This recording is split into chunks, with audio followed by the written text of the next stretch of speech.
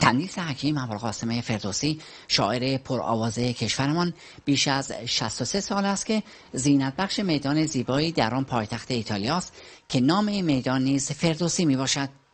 میدان فردوسی روم در یکی از مناطق سرسبز این شهر واقع شده که یکی از گردشگاه‌های اهالی روم محسوب می شود.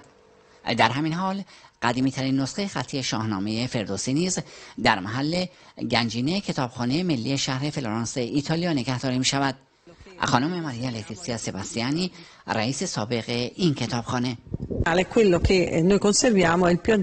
نسخه خطی شاهنامه‌ای که در کتابخانه ملی فلورانس نگهداری می شود قدیمی ترین نسخه شناخته شده موجود در جهان است و به سال 1217 میلادی برابر با 614 هجری قمری یعنی حدود 800 سال پیش باز می گردد. تندیس شاهر حماسه سرای ایرانی در میدان فردوسی روم از مرمر سفید ساخته شده و 185 سانتی متر ارتفاع دارد. میدان فردوسی در روم یکی از برجسته نشانهای تعامل فرهنگی و پیوند میان دو ملت ایران و ایتالیا است.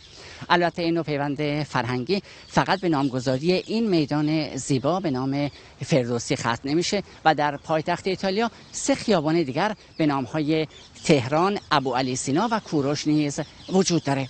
حمید معصومی نژاد، خبرگزاری صدا و سیما، روم.